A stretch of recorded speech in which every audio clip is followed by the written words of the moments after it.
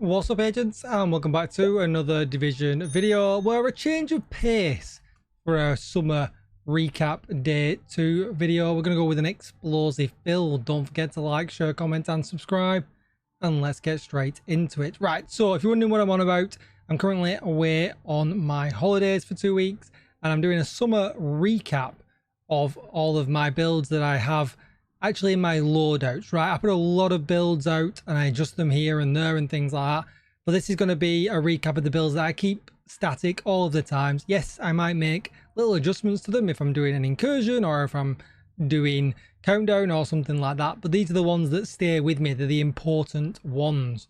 And this one is an explosive build. This one has stayed with me forever. I used to use this many years ago to solo legendary. Yes, it took a long time, but gun builds like on strikers and things like that, we weren't really up to it at that point unless you were some kind of absolute monster. So we're in DCD here right now. You might be wondering why I've got the drone on, but I will talk a little bit about that in just a second. I mean, you really don't have to use your gun. Obviously, we're going to get more damage if you do. And we're only in heroic anyway, so it's not like it's a big deal.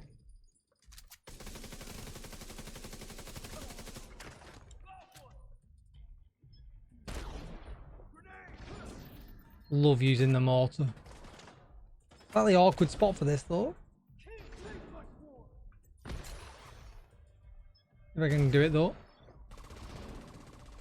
Definitely get it over there. Go on. Oh, no, we can't. See what I mean by it's a slightly slower pace, though. Obviously, if this was, you know, heroic strikers, you'd just be blasting through it. Can we get that over there? Oh, yes, we can.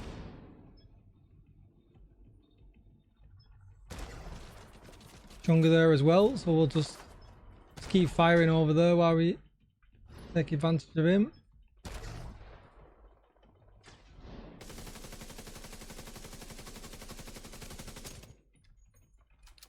As you can see, the drone does some really good damage as well. The reason I use the drone and not the sticky bomb or something else explosive that would make much more sense is that the drone just keeps them busy for much longer than anything else, and it does damage. And in situations like that, you're able just to use the drone to go and get him, and you can, you shoot your gun, right? Whereas the mortar, especially in indoor buildings, can be a little bit more tricky to use.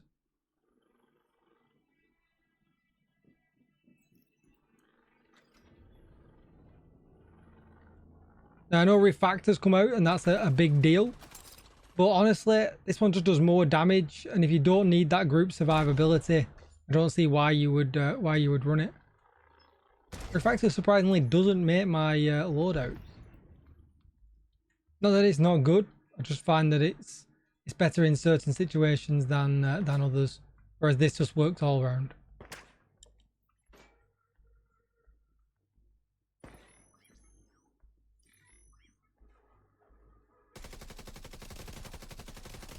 Capacitor's so good generally.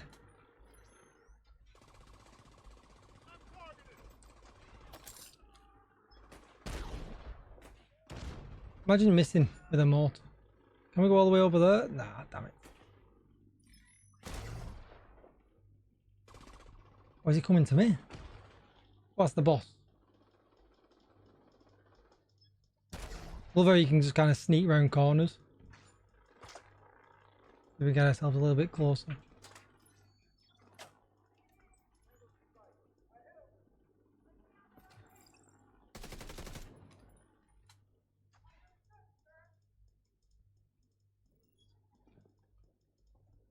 In situations like this, obviously in harder difficulty, beautiful.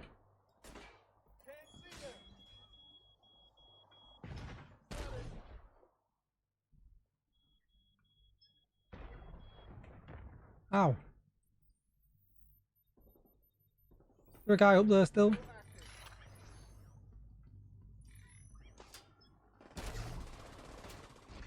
Yep, there, he's dead.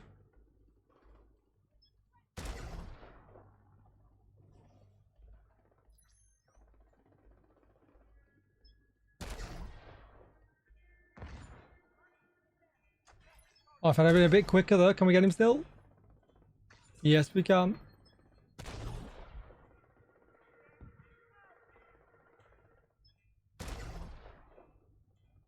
And see what I mean? It just pays off so good. The enemies are so concentrated on the drone. It really doesn't matter because they're just like, yeah, that's all right. You concentrate on that drone while I blow you up.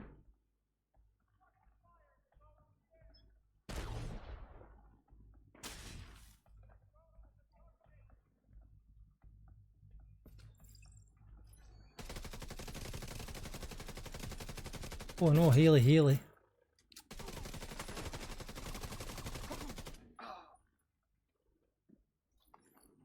Say that. Neutralize the remaining. Where are they? Oh, that's it. It's a good thing they're cleared out of that compound.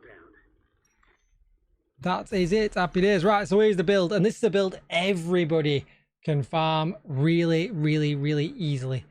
It's just such an easy thing to do. Now, one thing to note, and what we'll do is we'll look at this little... I can't remember where this screenshot came from. It's in my Discord, so big shout out to where it came from years and years and years ago. It was a long time. I know Cass posted it, but it's very old. I've no idea where it came from. But what you can see here is if damage to armor or damage to target out of cover works with skills.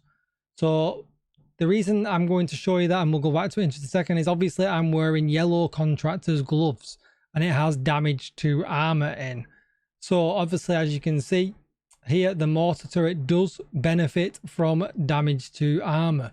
The explosive sticky that you could run instead of the drone does also benefit from damage to armor, as well as the cluster if you wanted to run that, and bleed and burn, which you probably wouldn't run with this build anyway. So just take that into account, take a little snippet of that, or join my Discord. It's in the builds and help section. But as you can see, we've got the damage to armor, skill damage, and skill tier from the contractor's gloves. Then we'll flip to the chest piece. I like to run kinetic momentum. So you can see here, when in combat, each skill generates a stack while active or not on cooldown. Stacks increase your total skill damage by 1.5% and total skill repair by 2%, up to 15 stacks per skill, and they're lost when on cooldown. And you can just ignore that and just let it do its thing, and you'll just get extra damage. That's what I like about it.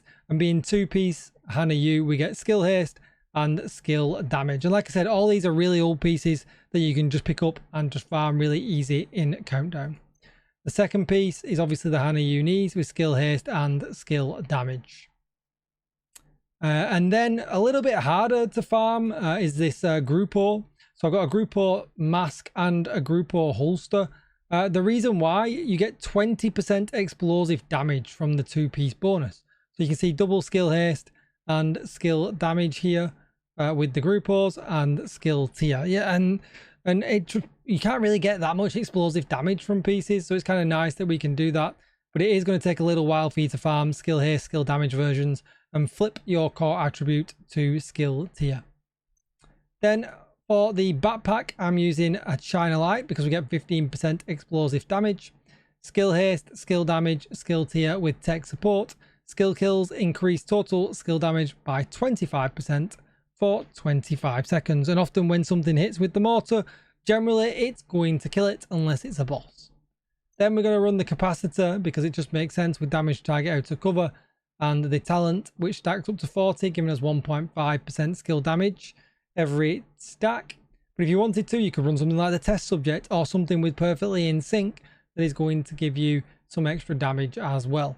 And it just kind of works nice. It's one that I've always kept in my, as you can see, it's number 2.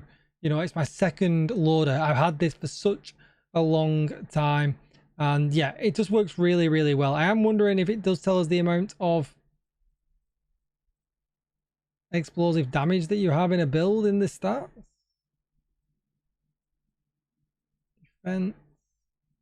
It's not going to be in defense, is it? It's not going to, oh, there, 45% explosive damage, which is really nice because we're not intending this to be a skill damage build. We're intending this to be an explosive damage build, and that's why we spec into them a little bit. So a little bit to farm, but really nice. And it's one, like I said, if you want to just sit back and chill and you don't want to run refactor because you're not too bothered about any of the healing or anything like that, then this is the way to go. That's going to be it for the video. Don't forget to like, share, comment and subscribe. Thanks for watching day 2 of my summer recap. If you like the channel and you want to give it that little bit of extra support, you can hit that join button and get yourself that DJ Tickle membership. Thanks for watching, and I will see you in the next one, agents. Bye bye.